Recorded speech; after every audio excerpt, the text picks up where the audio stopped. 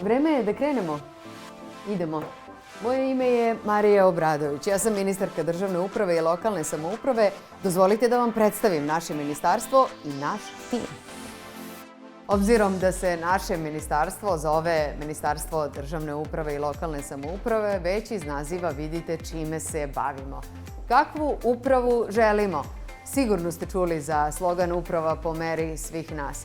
Da bi takva bila, imamo sektor za dobru upravu. U okviru sektora za dobru upravu imamo 3 odeljenja. Odeljenje za javnu i e-upravu, odeljenje za državnu upravu i odeljenje za lokalnu samoupravu.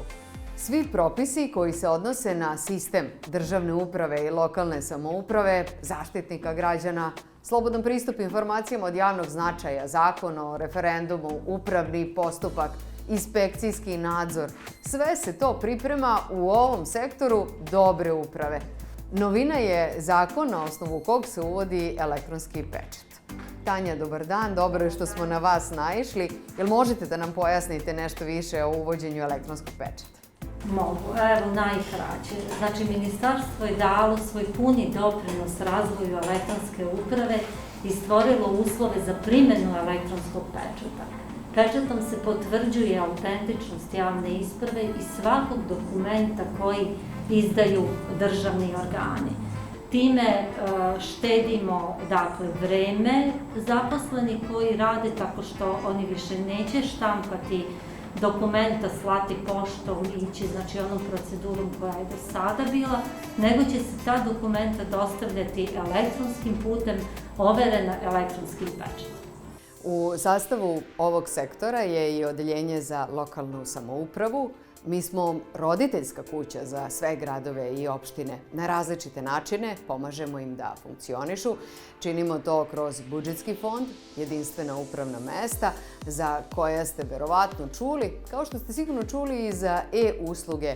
I ne sumnjam da ih koristite i da ćete neke tek koristiti, kao što je, na primjer, sistem e-beba ili, kako ga zovemo, bebo dobrodošla na svet. Sve je to deo jednog zajedničkog puta koji ima za cilj da svi u jednom momentu postanemo e-građani. Ministarstvo je veliko, mnogo je posla, ali nije dovoljno samo raditi, nego otići uvek korak napred. Jedan od tih koraka je stručno usavršavanje. Ovo je sektor koji podržava unapređenje znanja i veština naših službenika u javnoj upravi. U našem ministarstvu je i potekla ideja o osnivanju Nacionalne akademije za javnu upravu i ta institucija je za 4 godine koliko postoji obučila gotovo 32.000 službenika. Pored toga, morate znati da naše ministarstvo obučava zaposlene na lokalu, na primjer matičare. Od sledeće godine obuku će proći i službenici koji ažuriraju birački spisak. Imamo veoma posjećene obuke. Upravo je jedna od njih u toku.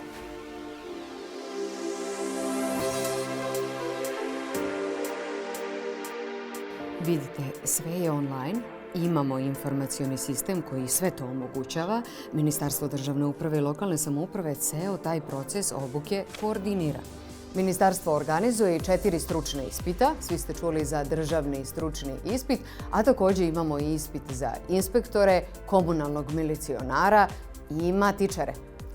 Kad smo kod matičara, ovo je sektor koji objedinjuje poslove koji se odnose na važne registre. Matične knjige, jedinstveni birački spisak, centralni registar stanovništva i registar političkih stranaka. To je složen posao koji omogućava da se svake godine, na primjer, iz registra matičnih knjiga izda skoro 1,5 miliona izvoda ili da se 10 miliona puta pribave podaci po službenoj dužnosti, dakle, umesto građana. Marija, koliko je na današnji dan upisano političkih stranaka u registar?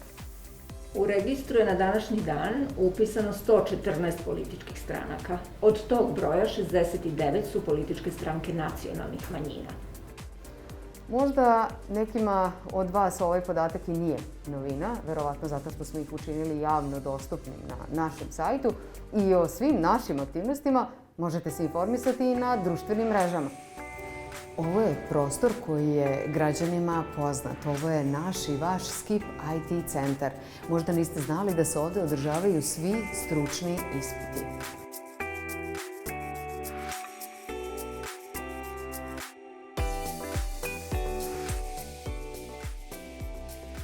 U toku je ispit za inspektore, izlazimo da nesmetano. Svuda je mnogo posla, što znači da su ljudi u upravi najveći potencijal. Vreme je da zamenimo i masku, već dugo šetamo ministarstvo. Upravo u sektoru za upravljanje ljudskim resursima pripremamo propise o zapošljavanju, platama, kolektivnom pregovaranju sa sindikatima. Trenutno se priprema niz propisa.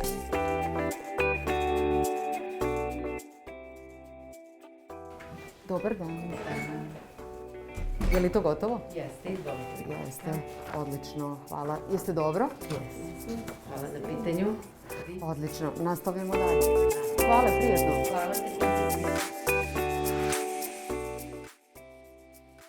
Sve reforme koje radimo zbog građana, kako bismo zajedno imali upravu po meri svih nas. Reforme koje sprovodimo imaju kontinuiranu podršku Evropske unije i deo su procesa evropskih integracija. U tom segmentu naše ministarstvo ima svoja zaduženja, koordinira ukupne procese. U našim različitim aktivnostima mi imamo često podršku donatora. Je li tako, Sanja? Tako je. Evropska unija kontinuirano podržava reformu javne uprave u Republici Srbiji i naše ministarstvo prati implementaciju velikog broja projekata i programa.